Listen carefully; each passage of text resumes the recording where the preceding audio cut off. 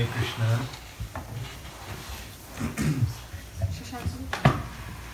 Om Namo Bhagavate Vasudevaya. Om Namo Bhagavate Vasudevaya. Om Namo Bhagavate Vasudevaya. Om Namo Bhagavate Vasudevaya. Om Namo Bhagavate Vasudevaya. Om Namo Bhagavate Vasudevaya. Narayanam Namaskritya. Narayanam Namaskritya. Naram Chaiva Narottamam. Naram Chaiva Narottamam. Devim Saraswatim Vyasam. Devim Saraswatim Vyasam. Tato Jayamudiraye. Tato Jayamudiraye. Hare Krishna, Hare Krishna. Hare Krishna, Hare Krishna. Krishna Krishna, Hare Hare. Krishna Krishna, Hare Hare. Hare Rama, Hare Rama. Hare Rama, Hare Rama. Rama Rama, Hare Hare. Rama Rama, Hare Hare. So, how many of you regularly participate in this program? Oh, Hare Krishna. So, Sesa Prabhu just told me the subject, the scripture that you are discussing is the Nectar of Devotion. I have a very special relationship with Nectar of Devotion. Nectar of Devotion actually made me a devotee. Haribol. I went to Calcutta temple. Although ISKCON temple in Calcutta was not too far from my father's house, and often I went by the temple, but I never thought of going to ISKCON temple. Although I was searching for spiritual life and I was searching for a guru, but it never occurred to me that ISKCON could have been the place. For various reasons anyway, I don't want to get into that. And then a friend of mine actually became a devotee in Germany, and he took me to the temple. He met me and took me to the temple. And so once or twice I went with him. Then one time I just went there on my own and I asked them for a Bhagavad Gita. But they didn't have any Bhagavad Gita. I mean, they had Bhagavad Gita, but probably the Bhagavad Gita for sale was not there. The devotee who had the books was not there, and he had the key with him. I told them, give me any book. And so they decided to give me the Nectar of Devotion. Because size-wise so much similar to Bhagavad Gita. And so I took it. I went home, and as I started to read the Nectar of Devotion, from the very first page, it occurred to me that this is the way that I was looking for. Haribol. And this is the path I was looking for. Prior to that, actually, I was looking for a guru. I was in Germany, and I went back to India thinking that when I go to India, I'll find my guru and he'll show me the way. But when I went back to India, I was totally disappointed because I couldn't find anybody to whom I could surrender. Because all of them seemed, anyway, I didn't know why, but they didn't appeal to me. And some of them didn't appeal to me because I just saw that all they do is smoke ganja or charas, marijuana or hashish. And just figuring out. And I saw that some of my friends in the West were better than him. So, and I went to various places. I spent time in various ashrams. I met various spiritual leaders, but I couldn't find anybody to whom I could surrender, because I knew one thing, that when I find a guru, I have to surrender myself to him. And then at one point, it was actually after I read the autobiography of a yogi by Paramhamsa Yogananda. And so he actually mentioned there is one Babaji who is 250 years old and he is still alive, and when somebody becomes qualified, he comes to him. And I didn't think that he was the person I was thinking of or looking for. But then I thought that if I have a guru, then let him come and pick me up. I had been searching for him, but I couldn't find him. So if I really have any guru, then let him come and pick me up. So thinking that, I gave up my search. I went back to Calcutta at my father's place. And then this friend of mine came one day, and he already joined in Germany, in Berlin, and so he came to Calcutta. He was already spending time in India. He was the vice president of Delhi Temple at the time. And I was very happy to meet him. So, and then that's how I actually started to go to Calcutta Temple. Although I never thought of going to Calcutta Temple at that time. And then I found the Nectar of Devotion. And as I started to read, two things actually appealed to me or struck me in a very, very strong way. First thing was, those days, I used to think that achieving liberation is the goal of spiritual life. The goal of spiritual life is to achieve liberation. And so whatever we do, like mainly by practicing yoga or thing, we become perfect and we become liberated. But in Nectar of Devotion, Prabhupada just at the very outset practically, Prabhupada pointed out, there are 5 kinds of liberation. And just that alone blew my mind. 5 kinds of liberation. I mean, I was thinking of liberation, but here he's speaking of 5 kinds of liberation. And then out of those 5, 4 are positive liberation and 1 is negative liberation. And then I realized that the liberation that I was aspiring for is the negative which was awarded to the demons.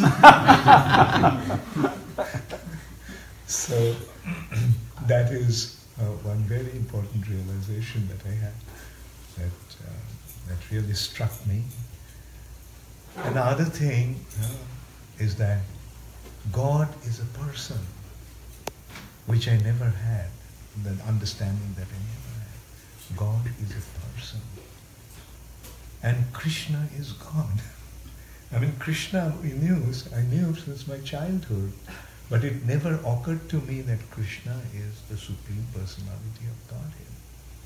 So these are the 2 things that actually made it very clear to me that yes, this is the way. And do you want to hear what happened after that? I became so enamored by this book, I just kept on reading. It was so interesting, so fascinating.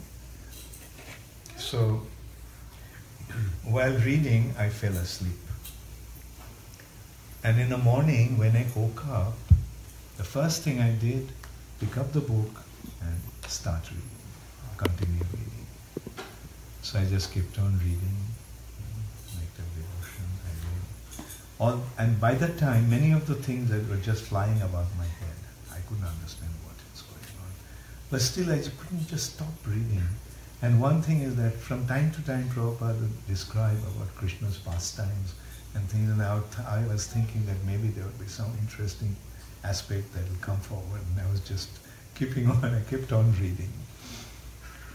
And then that night, when I fell asleep, I had a dream. And I dreamt of Srila Prabhupada. Haribol. I saw Srila Prabhupada sitting on what appeared to be like a throne at that time.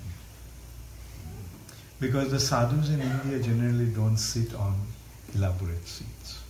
Sit on simple seats. But Prabhupada seemed to, it looked like Prabhupada, like a king, was sitting on a throne, because those days I didn't know what a Vyasa was. And there was a brilliant light around Srila Prabhupada, and just the sight made me feel that this is my spiritual master. Finally I found my spiritual master. And so that's how my spiritual life began. Then I met Srila Prabhupada, and also that is also very, unusual or very inconceivable good fortune for me.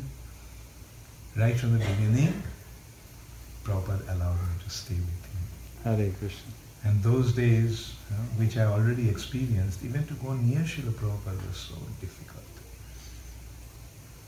Like I remember, Prabhupada, we got to know that Prabhupada went to Allahabad for Kumbh Mela. So we all from Mayapur, by the time I already joined in Mayapur, so devotees went to Kumbh Mela, and right away I went straight after dropping my luggage. I went in the tent. I went to Srila Prabhupada's tent. I thought that I'll go and meet Srila Prabhupada. There was a devotee, big-bodied Western devotee, was guarding Prabhupada's gate. And so he told me not to go now. Prabhupada would give darshan in the evening, so I could come in the evening. So quite disappointed, I left. So when I was just walking back to my tent, I saw Bhavananda Prabhu was coming with a basket full of vegetables that he brought from Mayapur, and he was going to see Srila Prabhupada, and he told me, I'm going to Srila Prabhupada, come. So I just followed him, and so the devotee who was guarding the gate, he just stood aside, offered obeisances, not to me. And we just walked in, and then he came in front of Srila Prabhupada's tent. It was a guarded area, protected by a wall of corrugated tin sheets. And there from outside the tent I saw Srila Prabhupada was sitting. So I offered obeisances to Srila Prabhupada. And in the meantime, Bhavananda just walked straight into the room. And after offering obeisances, when it made approach to Srila Prabhupada's tent, Rameshwar Maharaj was there. He was Prabhupada's secretary at the time. He stopped me. He said, Prabhupada is taking prasad, don't go now. And I was feeling so bad. Why did I offer obeisances from outside? If I went in with Bhavananda Prabhu, then nobody would have stopped me. And so anyway, again disappointed, I just left. So from these two incidences, I could see how rare, how difficult it was to go near Srila Prabhupada. And I could understand, like Prabhupada by the time had about 10,000 followers, and everybody was dying to meet Srila Prabhupada. And who was I? Just a new bhakta. But then my good fortune arose. Haribo. Do you want to hear that? Yeah. Haribo. So we were in Kumbh Mela. I stopped making any effort to go near Srila Prabhupada. And so every day I was going out distributing books. And I was happy distributing books. And in the evening would come back and Prabhupada would give darshan. And in the morning there would be Prabhupada's Guru Puja, and then Prabhupada would give a Bhagavatam class. Then one morning I got to know that Prabhupada decided to leave Kumbh Mela.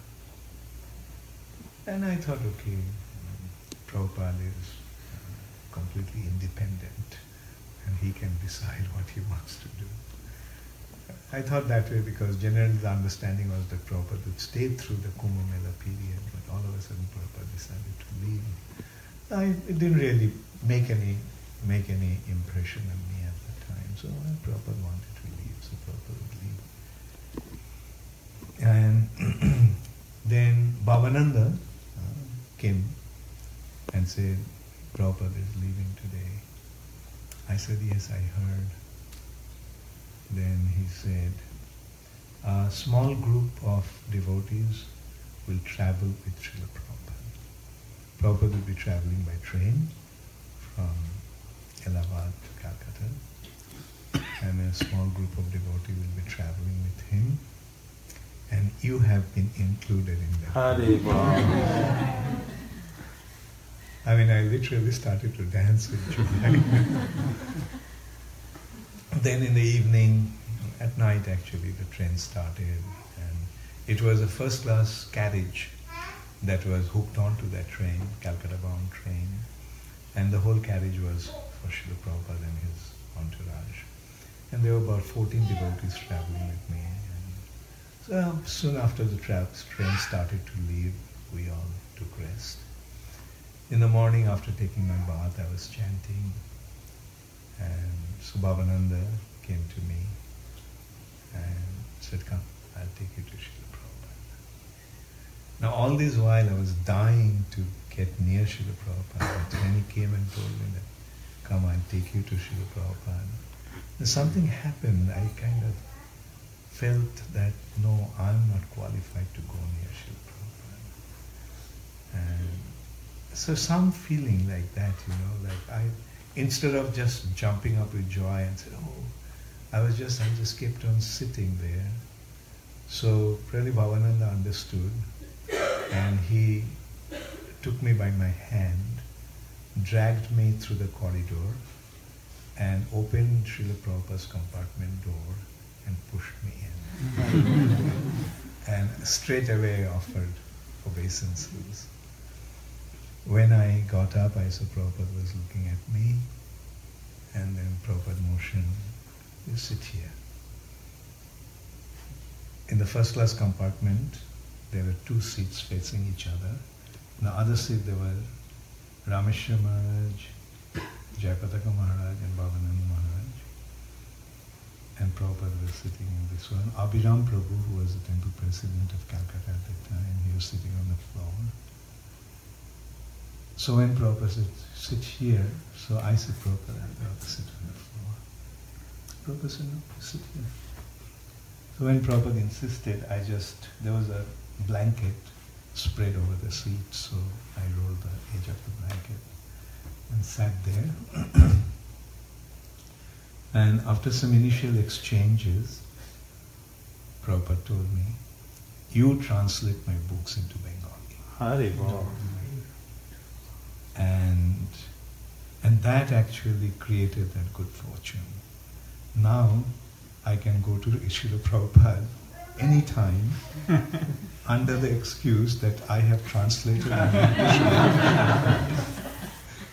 Wow. And that's what actually happened. I started to translate, and I was showing that to Srila Prabhupada. Prabhupada would correct me, sometimes Prabhupada would appreciate my translation.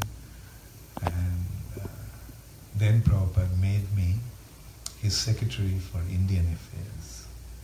In the meantime, Prabhupada actually gave me a stack of Bengali letters, and he wanted me to answer those letters. He used to dictate, and then I would handwrite that in Prabhupada's letterhead, and Prabhupada used to sign.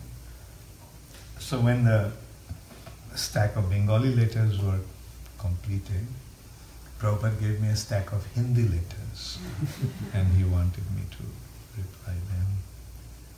And then one morning actually, after I read out the letters to Srila Prabhupada, Prabhupada told me that he was appointing me as his secretary for Indian affairs. And at that time, Kṛṣṇa Maharaj was Prabhupada's secretary. It was in Mayapur. And so Prabhupada called Kṛṣṇa Maharaj and he told him. And he asked me to move into his secretary's room. And that created another good fortune for me, to be able to be with Kṛṣṇa Maharaj in the same room and have such close association with him. Another very, very exalted devotee, very wonderful devotee. And since then, as long as we are serving Srila Prabhupada, Kṛṣṇa Maharaj always insisted that I stay with him in the same room. And when he used to come to Mayapur, he also made the point to stay in my room until he got his apartment in Mayapur. So yeah, this is how Nectar of Devotion created the good fortune for me. Hariva. When you spoke with Srila Prabhupada, was it in Bengali or English mostly? Yeah, to tell you frankly, I don't remember when he spoke in Bengali, when he spoke in English. Yeah, generally, I mean, what Prabhupada used to do, when he used to be alone, he used to speak to me in Bengali. But when others were around, then Prabhupada would speak in English. I can recollect a pastime when I first met you. I was in Vṛndāvana in October 77 and in November 77. And I'd never seen Maharaj before, but he had already taken sannyas.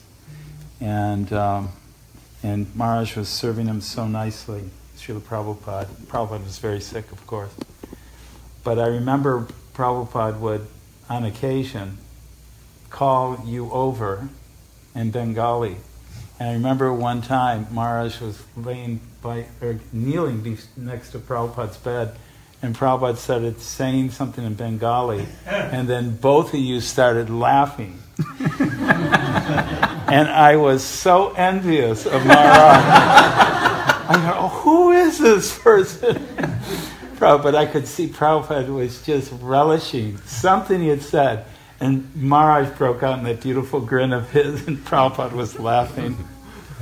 I was going, oh, I wish I could speak Bengali. Maybe my next life. Hare Krishna. Yeah, so let me go a little longer. So, the chapter 26. Do you cover the whole chapter? No, just okay. comment. Anyway, so I'll just read some part of it. This chapter is entitled as Stimulation for Ecstatic Love. Some things which give impetus or stimulation to ecstatic love of Kṛṣṇa are his transcendental qualities, his uncommon activities, his smiling features, his apparel and garlands, his flute, his buffalo horn, his leg bells, his conchshell, his footprints, his places of pastimes such as Vṛndāvana, his favorite plant, tulasī, his devotee, and the periodical occasions of remembering him. One such occasion for remembrance is Ekādaśī, which comes twice a month on the 11th day of the moon, both waning and waxing. On that day, all the devotees remain fasting throughout the night and continuously chant the glories of the Lord.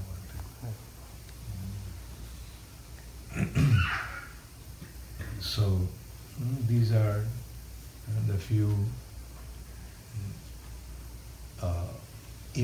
ways that one becomes inspired or that gives impetus to ecstatic love for Kṛṣṇa. Like, when I think of it, like these are natural, they naturally create our love or inspires our love, creates impetus for our love for somebody. His beauty,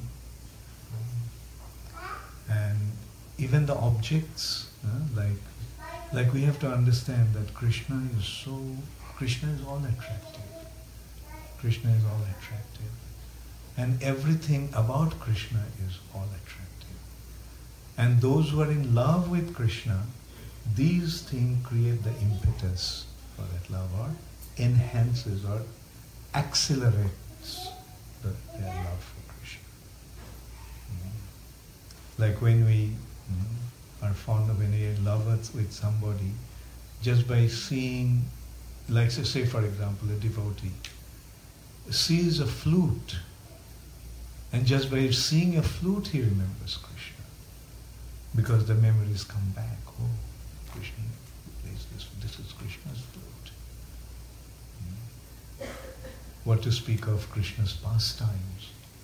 And that's why it's so important that we delve in Krishna's pastimes, remember Krishna's pastimes.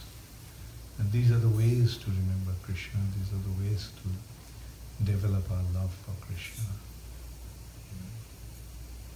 And like, as it has been mentioned here, his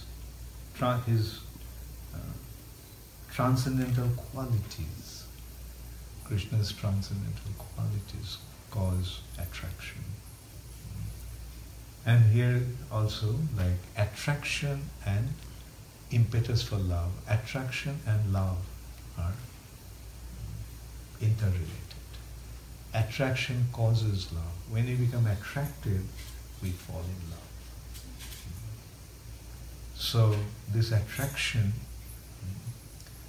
is like everything about Krishna is attractive. Krishna's qualities are attractive. Krishna's uncommon activities are so attractive. Like when we hear what Krishna has done, so many wonderful things. There are uncommon activities. Nobody else can actually perform that kind of activities. Like one day the cowherd boys, they're tending the cows, and all of a sudden they saw there's a forest fire. And the fire actually came from all directions. Generally the forest fire takes place from one side, and then you can run to the other side and look for some ways to escape. But this forest fire came from all directions. There was no way to escape, so they're just stuck there. They're trapped in this forest fire. And they called out, Krishna, Krishna, please protect us. Krishna, save us. And that's another quality of a devotee. When he is in distress, he calls out to Krishna.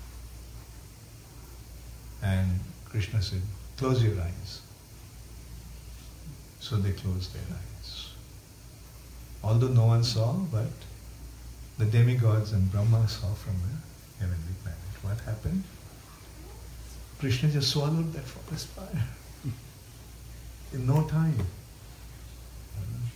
And they were to open their eyes, forest fire was gone.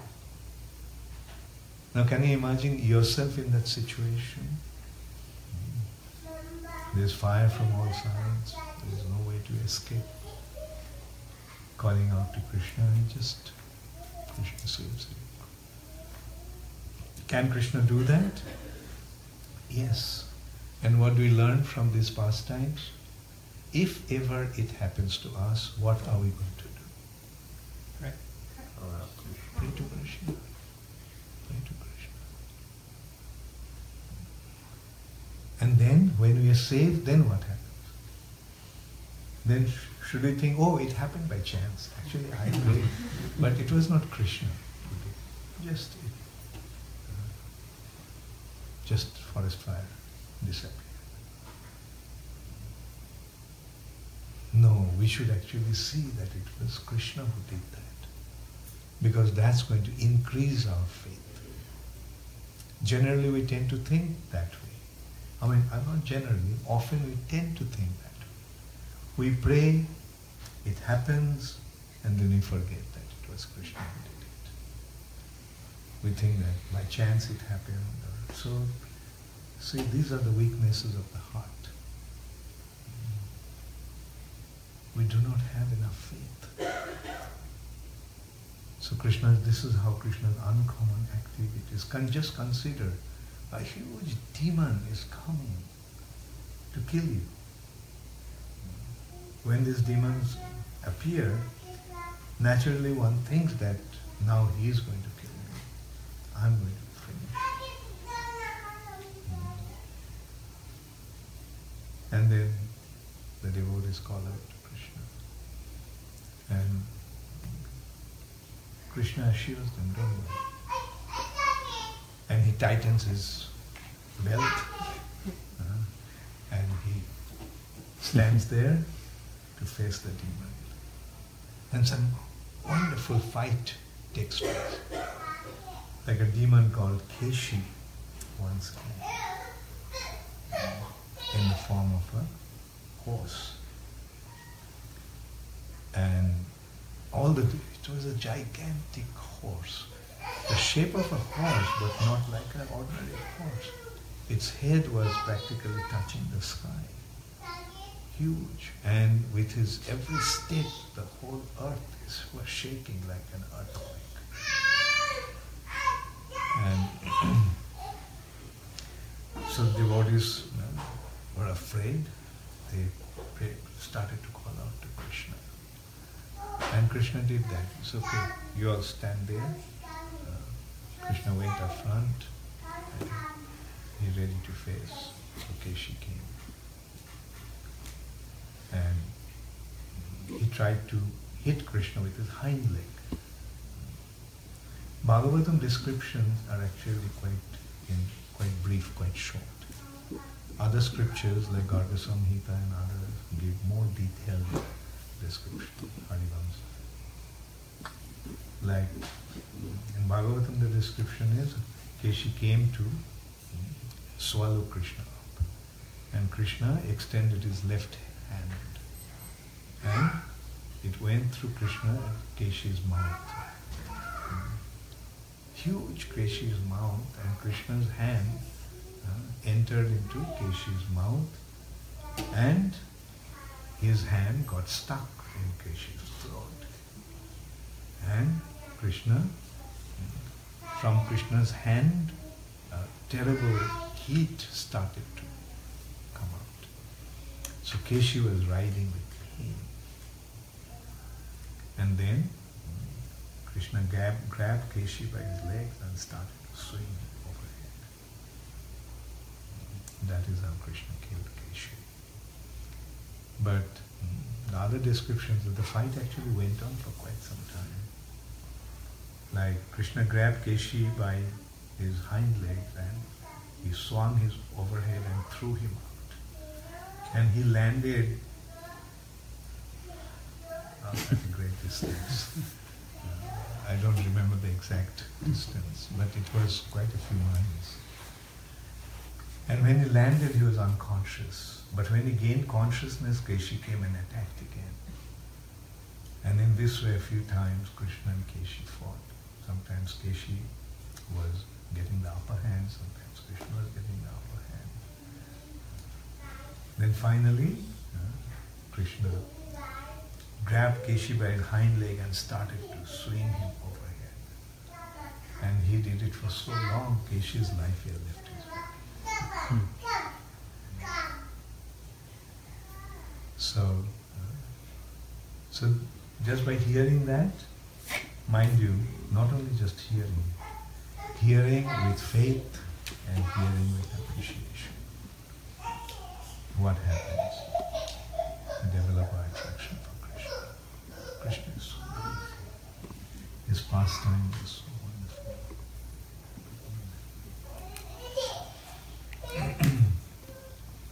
Krishna's smiling features, so beautiful. His apparel and garlands.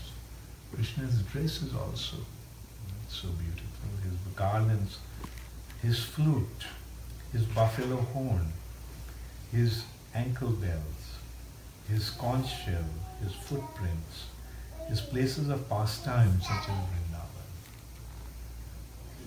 So these are, so now Srila Rupa Goswami is describing Krishna's transcendental qualities that create the attraction.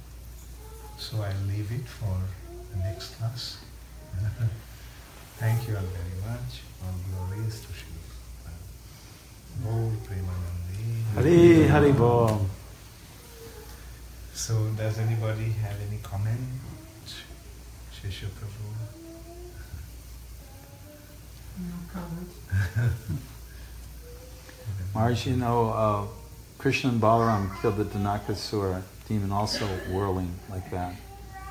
But if I recall in Krishna book, Prabhupada said that Krishna's hand expanded and became like a hot iron. Yeah.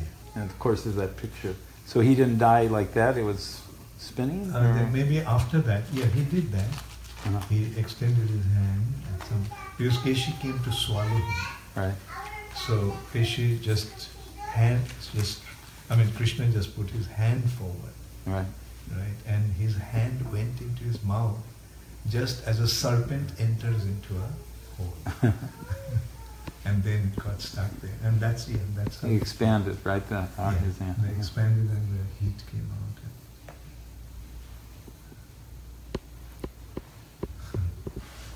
You were stressing that we have to hear with faith that actually sometimes we see something wonderful, then we think, oh, well, actually.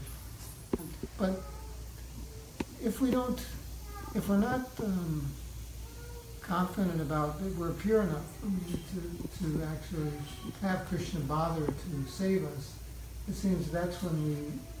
So how do we get over that? I mean, we're not.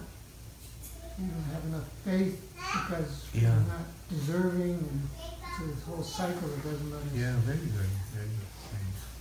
Because initial stage we tend to think that Krishna may have saved those devotees, but it's not going to happen to me. Who am I? Like, it won't happen to me. Krishna doesn't care about me. But the point is, Krishna cares about everybody. Therefore Krishna is in everyone's heart. Krishna is allowing everybody to develop his relationship with him. That's why he is in our hearts. And the way, as you say, like with faith, we approach him, Krishna will reciprocate.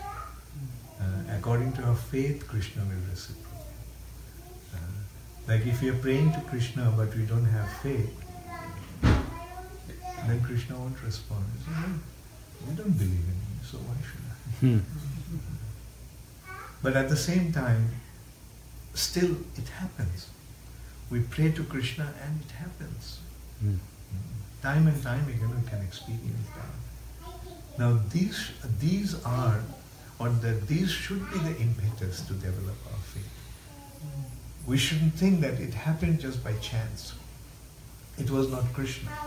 Now this is the thing, like why should it be by chance? Why not Krishna?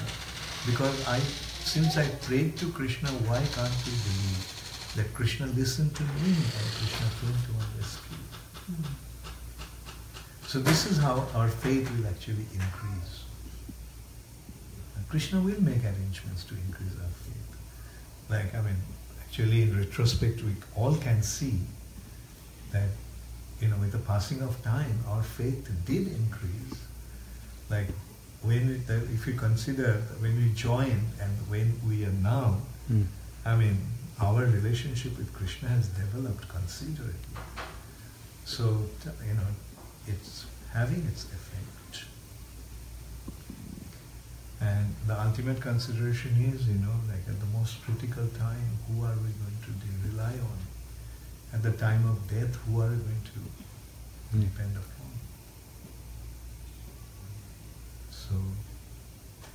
So that's why, like practicing the process is so important.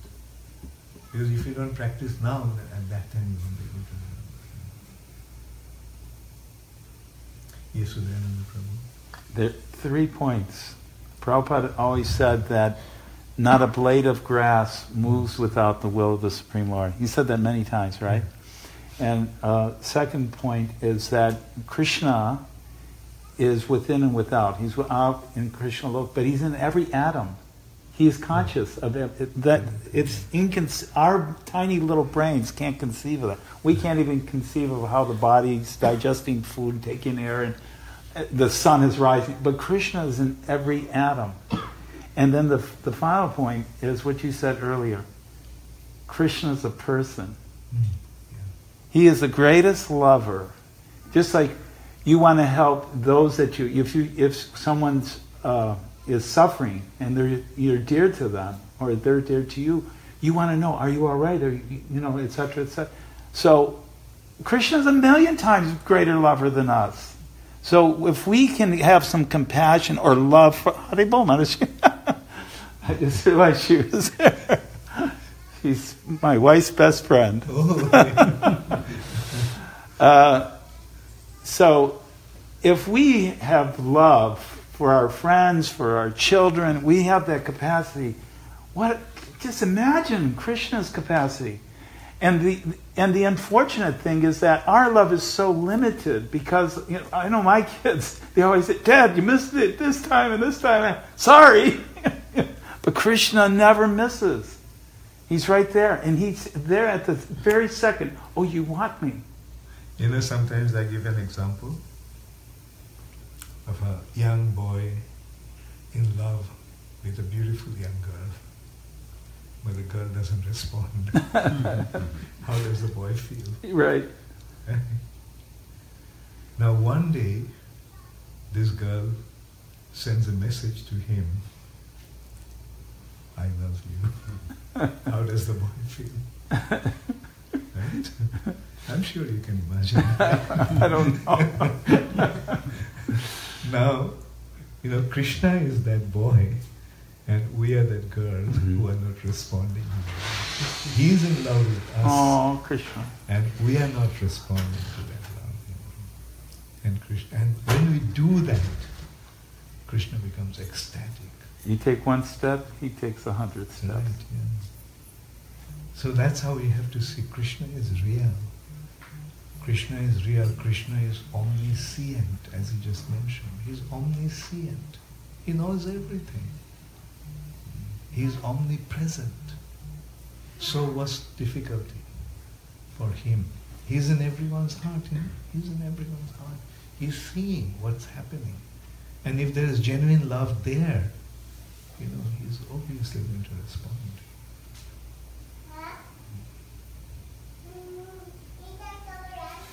Yes. Lord, I was thinking that it's easier, at least for myself, to have faith in Kṛṣṇa from how Kṛṣṇa might have dealt with me in my own personal life and like that. But hearing Kṛṣṇa's pastimes, my question is, sometimes you hear Kṛṣṇa's pastimes, they come and they just go from one year to another. Just by hearing Kṛṣṇa's pastimes, does that bring faith? Or is it because we have to have faith in order to appreciate Kṛṣṇa's pastimes? Or is it the goal that hearing Kṛṣṇa's pastimes? Personally, I think the first consideration is actually our faith in those pastimes. That those pastimes are not just stories, they are real. It happened. Kṛṣṇa did that. So by, like initially we have to have, when we listen to those pastimes, we must listen with faith that they are real. Or when we read. And that actually will increase our faith. So first is our faith in the pastimes. Then, then that faith will respond in a proper way. And the thing is, in our day-to-day life also we'll notice how when we surrender, Kṛṣṇa does take care. I mean, I'm sure everybody goes through those experiences. We pray to Kṛṣṇa and Kṛṣṇa responds.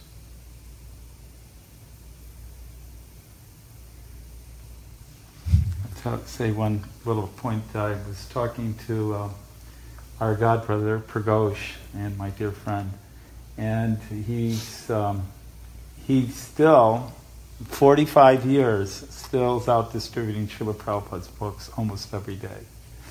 And he told me a couple days ago, actually last week, he said he went to Rockefeller Center, that's where he goes, and it was snowing. And he he has a little bit too familiar relationship with Krishna. He goes, Kṛṣṇa, why'd you bring me here? And he gets like angry at Kṛṣṇa, like, right? And he has these conversations, and then he tells me these conversations. Of course, I said, you really shouldn't be like, you're a little bit too familiar. He goes, no, well, let me just tell you what happened. So he went out, it was snowing, and there was no people. He said he got there, took an hour to get there, and he said, oh, I'm leaving. And then, as he was riding back, he went back, he's having this like dialogue with Kṛṣṇa. And Krishna's going, oh, you're just a sissy, are you? And he said, well, you didn't send any people. He told the whole dialogue. And he said, just before he got to his last, get off the train, he said, all right, I'll go back. So he went back, and he got into his spot, and as soon as he turned around, these two women came up to him and said, do you know a guy from Michigan, from Detroit, Michigan? And he said, and he was out handing these books out about 5 years ago. He goes, yeah, that was me. He goes, oh, I wanted to give you a donation. And she gave him $20. And he said, what's this for? He says, you gave me this book. And my daughter, who was in her 20s, had cancer. And she was looking for the Bhagavad Gita. She was looking for the Bhagavad Gita. And by me giving her this book when she had cancer, she became so thrilled and so enthused on life that she actually got better. And her cancer went into remission. And she said, it's all because you gave that book to me. And I didn't even have any money at the time. So I wanted to give you $20 for that book.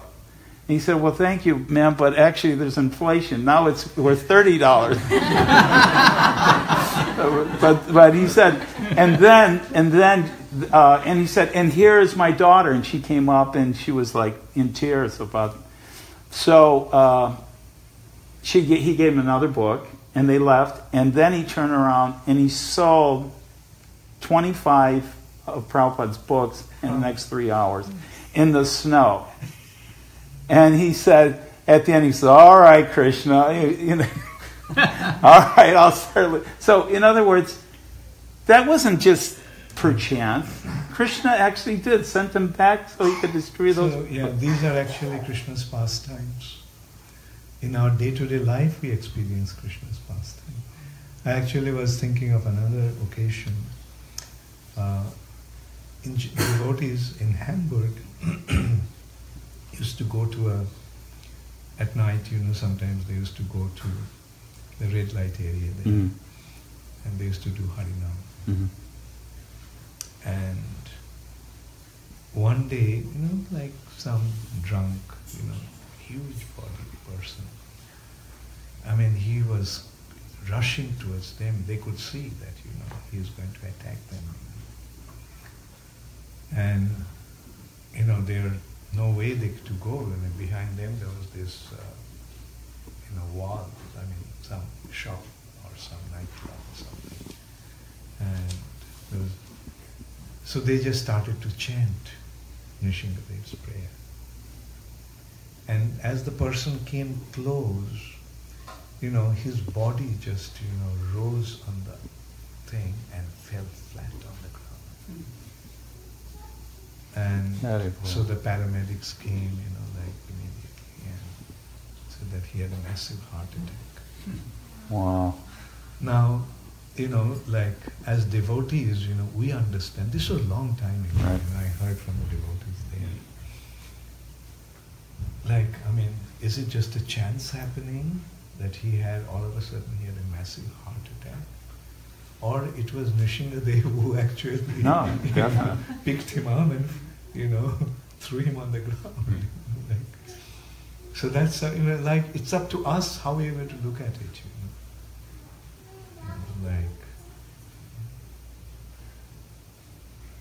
Anyway, thank you all very much. Hare Kṛṣṇa. Well, you didn't All glories. you have the opportunity now by Krishna's arrangement, so you should ask some questions. Maharaj, well, you don't feel shy. Any question? Yes? Sadhan. See, if Krishna reciprocates, we pray, and Krishna reciprocates, and then we still go away and do all kind of stuff. Krishna doesn't, you do. I mean, Yeah. still. So, yeah, that's the thing. You see, we are in this world, we are in this material nature. So, we have the materialistic side of our existence also. So that's why, it's, in this world it's so difficult to remain Krishna conscious all the time. That's why devotees actually want to go to a situation where they can remember Krishna all the time. That's why devotees want to go to Vṛndāvana, devotees want to go to Jagannath Puri, so that, they can be totally absorbed in. On the other hand, like when you are, say, in big cities and, you have to fend for yourself, and then you have to, deal with so many other things, and deal with so many other people. And as a result of that, your Krishna consciousness becomes affected by those surrounding activities. But on our part, as much as possible, we should try to remain Krishna conscious. Meaning, as Rupa Goswami says, always remember Krishna and never forget him. So that is the ultimate consideration. Always remember Krishna and never forget him. Because if we remember Krishna for a moment, we will become exposed to the material nature.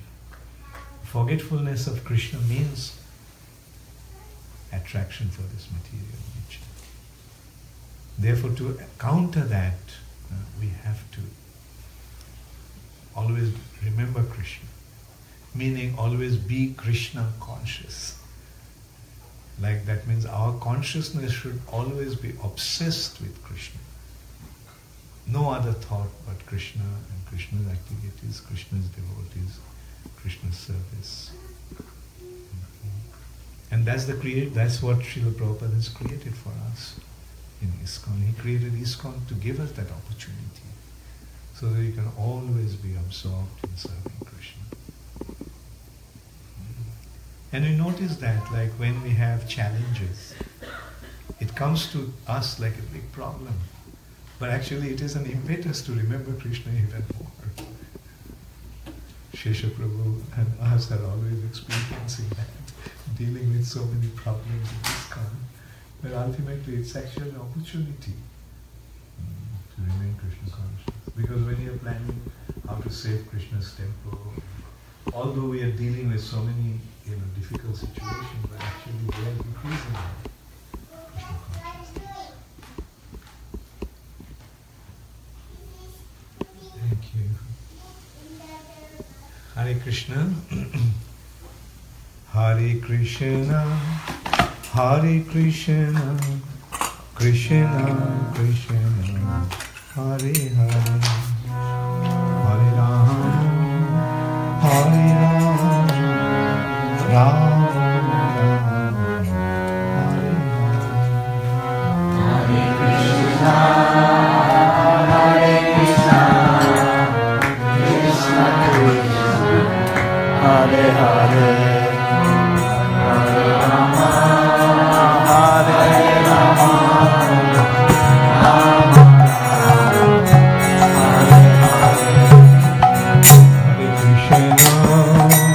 Hare Krishna,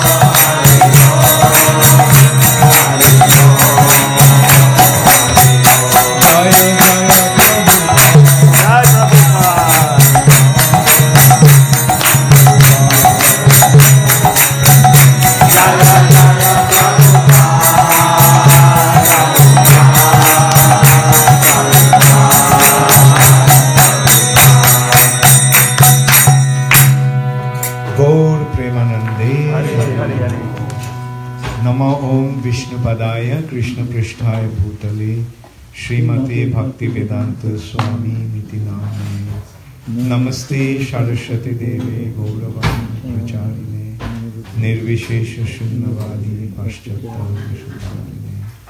Sheel Prabhupada Sesa Prabhu, Vaikuntha Prabhu and I have to have a meeting with you. Okay, so should we do it now? Okay. take very long. So we'd like to thank Bhakti Charu Swami for coming and visiting us here in Alachua.